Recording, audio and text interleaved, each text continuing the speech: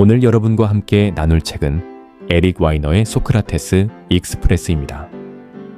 이 책은 철학을 단순히 과거의 사상으로 남겨두지 않고 우리 일상 속에서 어떻게 실천할 수 있는지를 보여주는 특별한 여행 에세이입니다. 현대인들은 자주 이런 질문을 던집니다. 내가 정말 원하는 것이 무엇인가? 왜 성공해도 행복하지 않은가? 어떻게 살아야 의미 있는 인생이 될까? 이런 질문들은 사실 수천 년 전부터 철학자들이 고민해온 것들입니다. 하지만 대부분의 사람들에게 철학은 어렵고 먼 학문처럼 느껴집니다. 책장을 펼치면 어려운 용어들로 가득하고 현실과는 거리가 먼 이야기들만 가득하다고 생각하죠. 그런데 에릭 와이너는 이런 고정관념을 깨뜨립니다.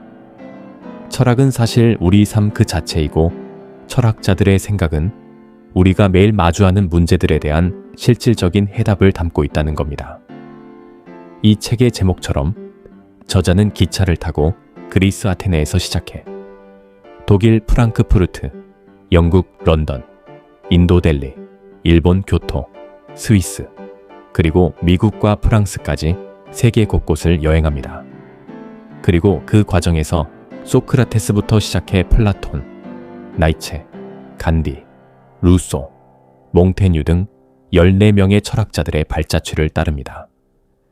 책이 특별한 이유는 학술적 분석이 아니라 철학자들이 실제로 살아간 삶 자체를 들여다보기 때문입니다.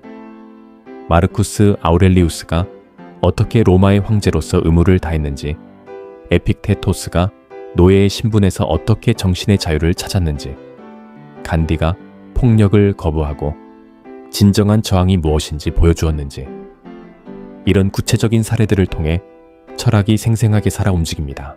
저자는 책을 새벽, 전고, 황혼이라는 인생의 세 시기로 나눕니다.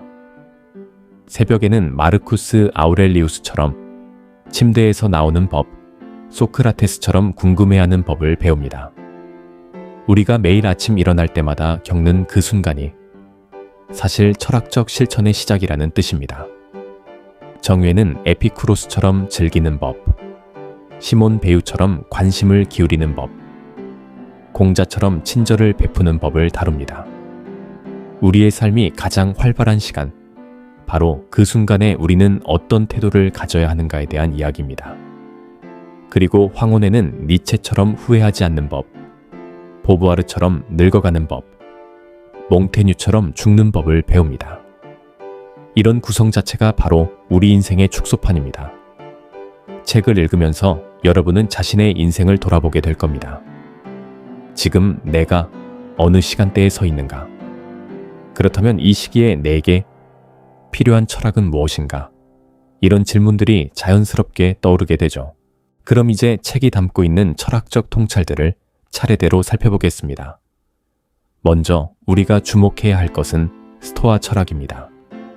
스토아 철학은 겉으로 보면 금욕적이고 딱딱해 보입니다. 하지만 역설적이게도 이 철학이 가장 실질적인 위로를 줍니다. 에픽테토스는 원래 로마의 노예였습니다.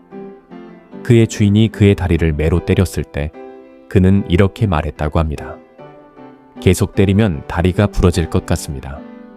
그리고 정말로 다리가 부러졌을 때 그는 주인에게 말했습니다. 제가 말했지 않습니까? 이 대답에서 우리는 스토아 철학의 핵심을 봅니다. 고통 그 자체는 피할 수 없다. 하지만 그 고통을 어떻게 받아들이는가는 내 손에 달려 있다는 겁니다. 책에서 저자가 강조하는 것은 다음과 같습니다. 우리의 통제 밖에 있는 것들이 세상에는 많습니다. 내가 얼마나 부유한가? 내 외모가 어떤가? 다른 사람이 나를 어떻게 생각하는가? 이런 것들은 결국 나의 통제 밖에 있습니다. 하지만 우리가 진정하게 지배할 수 있는 것이 있습니다. 바로 우리의 생각과 충동, 욕망, 혐오감입니다. 우리의 정신적이고 감정적인 내면 세계 말입니다. 스토아 철학이 말하는 것은 결국 이겁니다. 반사 반응은 우리가 그것에 동의할 때에만 감정이 된다. 무언가 나쁜 일이 일어났을 때 우리는 먼저 반사적으로 부정적인 감정을 느낍니다. 하지만 그 감정에 우리가 동의할 때만 그것이 진정한 고통이 됩니다. 다시 말해 스스로를 더 고통스럽게 만드는 선택을 하는 것입니다. 누군가는 이것을 정신승리라고 부를 수도 있습니다. 맞습니다. 하지만 저자가 말하는 바는 이 정신승리가 도움이 되는 정신승리라는 점입니다. 우리의 정신은 어차피 늘 현실의 농간을 부립니다. 그렇다면 그 농간을 잘 활용해서 자신을 지키고 삶을 더 좋은 방향으로 이끌어가는 것이 훨씬 낫지 않을까요? 한 독자가 남긴 말이 매우 인상적입니다. 지난 일을 돌아보면 스토아적 태도가 결과를 바꾸지는 않았지만 고통을 견디는 방식을 바꿔주었다. 고통스러웠지만 삶이 다르게 흘러가면 좋았을 거라고 생각하면서 자신의 고통을 더하지 않았다는 겁니다. 이것이 바로 철학이 우리 삶에서 할 수 있는 역할입니다. 현실 자체를 바꾸지는 못하지만 우리가 현실과 맺는 관계를 완전히 다르게 만들어줍니다. 세네카라는 또 다른 스토아 철학자는 이런 말을 했습니다. 바람에 수없이 시달리지 않은 나무는 땅에 튼튼하게 뿌리 박지 못한다. 바람에 흔들려야 땅을 더욱 강하게 움켜쥐고 안정적으로 뿌리 내릴 수 있다는 겁니다. 역경이란 우리가 피해야 할 것이 아니라 우리를 더욱 강하게 만들어주는 기회라는 뜻입니다. 그런데 책이 말하는 또 다른 중요한 철학이 있습니다. 바로 마르쿠스 아우렐리우스의 사명감입니다. 에픽테토스가 개인의 정신적 자유를 강조했다면 마르쿠스는 우리가 왜 살아야 하는지에 대한 질문을 던집니다. 마르쿠스 아우렐리우스는 로마의 황제였습니다. 극도의 권력을 가진 사람이었음에도 불구하고 그는 매일 자신의 의무에 대해 고민했습니다. 황제로서 로마를 잘 다스려야 한다. 신민들을 올바르게 이끌어야 한다. 이런 책임감이 그를 짓눌렀을 수도 있습니다. 하지만 그는 달리 생각했습니다. 이 책임이 나의 역할이고 내가 할 수 있는 유일한 의미 있는 일이라고. 책에서 저자는 사명감과 의무감의 차이를 명확하게 구분합니다. 사명감에서 나온 행동은 자신과 타인을 드높이기 위한 자발적 행동입니다. 의무감에서 나온 행동은 부정적인 결과에서 스스로를 보호하려는 수동적 행동입니다. 우리가 일을 할 때 대부분 의무감으로 합니다. 해야 되니까, 안 하면 문제가 생기니까. 하지만 마르쿠스는 이렇게 물었습니다. 만약 이 일이 내 사명이라면 어떻게 달라질까? 마르쿠스의 명저인 명상록에는 이런 구절이 있습니다. 세상을 바꾸는 것보다 스스로를 바꾸는 것이 훨씬 쉽다. 이 말은 우리가 다른 사람들을 바꾸려고 애쓰기보다는 스스로를 먼저 변화시키는 것이 훨씬 더 효과적이라는 뜻입니다. 그리고 아이러니하게도 스스로를 바꾸면 주변이 자연스럽게 변합니다. 이제 책이 다루는 또 다른 위대한 철학자를 살펴봅시다. 바로 간디입니다. 간디는 폭력이 무엇이냐고 질문합니다. 폭력은 근본적으로 상상력의 실패라고 그는 말합니다. 자신의 입장을 이해하기를 거부하고 상대를 설득하려 하지 않으며 오직 자신의 방식을 강요하려 할 때 폭력이 발생합니다.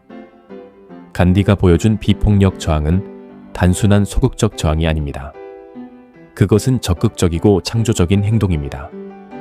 상대를 이해하려고 노력하고 공감하고 다른 방식을 제안하는 것. 이것이 진정한 저항이라고 간디는 믿었습니다. 더 나아가 간디가 강조했던 것은 과정과 목적의 관계입니다.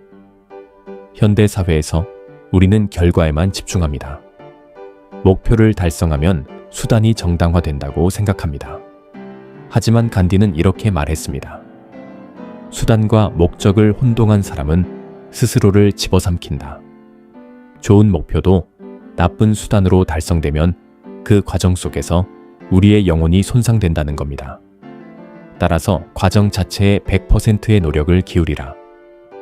결과는 그 다음이라고 간디는 말합니다. 책을 읽으면서 많은 독자들이 느끼는 것이 있습니다. 철학이 이렇게 현실적일 수가 있다는 점입니다. 루소를 통해 배우는 걷기의 철학을 보면 더욱 명확해집니다. 루소는 왜 걸었을까요? 그것은 가장 단순하기 때문입니다. 걷기에는 인류 문명에 어떤 인위적 요소도 필요하지 않습니다. 말이 필요 없고 마차가 필요 없고 포장도로도 필요 없습니다. 산책자는 완전히 자유롭고 아무런 구애도 받지 않습니다. 이것은 순수한 자기사랑이라고 루소는 표현합니다. 그리고 루소가 말하는 걷기의 철학의 정수는 이것입니다. 걷기란 자극과 휴식, 노력과 게으름 사이의 정확한 균형입니다. 우리 현대인들은 항상 바쁩니다. 또는 너무 게을러집니다. 양극단을 오가며 삽니다. 하지만 루소가 말하는 것은 그 사이의 중도입니다. 충분히 활동하면서도 마음의 안정을 유지하는, 이것이 가장 인간다운 삶의 방식이라고 그는 생각했습니다. 책 속에서 소개되는 또 다른 인물은 세이 쇼나곤이라는 일본의 에세이스트입니다. 저자는 그녀를 철학자라고 명명합니다. 왜일까요? 철학의 역할이 사물을 다른 방식으로 보여주고 삶을 더욱 좋아하도록 만드는 것이라면 세이 쇼나곤은 분명 철학자라는 겁니다. 세이 쇼나곤은 아름다움에 익숙한 사람은 쓰레기장에서도 아름다움을 찾아내지만 흠잡기 선수는 낙원에서도 흠을 찾아낸다고 말합니다. 이것은 우리의 태도와 관점의 중요성을 보여줍니다. 같은 현실을 보더라도 어떤 마음으로 바라보는가에 따라 우리의 삶은 완전히 달라집니다. 특별히 주목할 만한 부분이 있습니다. 바로 책이 강조하는 질문의 힘입니다. 소크라테스는 항상 답을 제시하지 않았습니다. 대신 질문을 던졌습니다. 그리고 그 질문 속에 머물러 있으라고 했습니다. 현대인들은 문제를 만나면 재빨리 답을 찾으려고 합니다. 검색창을 열고 전문가의 의견을 듣습니다. 그런데 소크라테스의 방식은 정반대입니다. 네가 알고 있는 것은 정말 알고 있는가? 너는 그 문제의 본질을 제대로 이해하고 있는가? 이런 질문들을 던집니다. 책에서 지적하는 바는 이것입니다. 철학의 씨앗은 좋은 질문에서 시작된다. 답이 아니라 질문이 중요하다는 겁니다. 우리는 대답을 서둘러 선택합니다. 그 과정에서 질문은 사라집니다. 하지만 질문에 머물면서 천천히 생각해보는 것. 이것이 철학적 삶의 핵심입니다. 예를 들어보겠습니다. 우리가 어떤 일을 할 때 이 일을 왜 하는가라는 질문을 던지는 것만으로도 습관은 생기를 얻습니다. 무의식적으로 하던 행동이 의식적인 선택으로 바뀝니다. 이것이 바로 철학적 삶의 시작입니다. 책이 또 다른 중요한 점으로 강조하는 것이 공감입니다. 소크라테스는 타인을 심판하거나 설득하지 않았습니다. 대신 그들의 내면을 조용히 꺼내도록 만들었습니다. 책도 이런 방식으로 작동합니다. 타인의 이야기를 우리 삶에 비추는 거울로 사용합니다. 타인의 경험을 통해 우리는 우리 자신의 선택을 돌아봅니다. 타인의 삶을 들여다봄으로써 내 삶의 방향을 새롭게 그립니다. 이것이 진정한 공감이고 이것이 철학이 하는 일입니다. 그리고 책이 계속해서 강조하는 중요한 주제가 있습니다. 바로 실천입니다. 철학은 머리로만 끝나지 않습니다. 소크라테스는 삶 자체가 철학이라고 생각했습니다. 책에서 제안하는 실천은 거창하지 않습니다. 마음을 쓰는 태도 하나, 작은 결정을 내리는 움직임 하나, 이것으로 충분하다고 말합니다. 예를 들어 하루의 끝에 5분 동안 오늘의 선택을 돌아보는 습관. 이 단순한 행동이 쌓이면 삶의 결이 달라진다는 겁니다. 철학은 행동과 분리될 수 없습니다. 생각만으로는 삶이 바뀌지 않습니다. 작은 실천이야말로 철학을 현실로 옮기는 달이라는 점이 책 전체에서 반복되는 메시지입니다. 책을 읽으면서 특별히 눈길을 끄는 부분이 있습니다. 바로 자발적 박탈에 대한 부분입니다. 스토아 철학자들은 때때로 의도적으로 불편함을 경험했습니다. 따뜻한 물로 목욕하지 않고 찬물을 사용하거나 맛있는 음식을 먹지 않거나 편안한 침대에서 자지 않기도 했습니다. 왜 이런 것을 했을까요? 그들이 고통을 즐겨서가 아닙니다. 자발적 박탈의 진정한 목표는 고통이 아니라 기쁨입니다. 때때로 우리 삶을 편안하게 해주는 것들을 스스로 거부함으로써 우리는 그것들에 더욱 감사하게 되고 덜 얽매이게 됩니다. 포기할 수 있다는 것을 알 때 오히려 우리는 그것들을 더 자유롭게 누릴 수 있게 됩니다. 현대 사회에서 우리는 모든 것을 빨리 의미화하려고 합니다. 사람과 물건을 너무 빨리 정의 내립니다. 하지만 책이 제안하는 것은 다릅니다. 보편 법칙을 너무 성급하게 끌어내지 말 것. 가끔 의미를 너무 빨리 창출하면 그것들의 유일무이함을 보지 못합니다. 소셜미디어의 시대에 우리는 끊임없이 새로움이라는 소음에 휩싸여 있습니다. 그 소음 속에서는 진정한 소리가 들리지 않습니다. 하지만 책은 우리에게 그 소음 속에서 철학의 목소리를 들을 수 있는 귀를 열어줍니다. 마지막으로 다루고 싶은 철학자는 몽테뉴입니다. 그는 죽음에 대해 생각했습니다.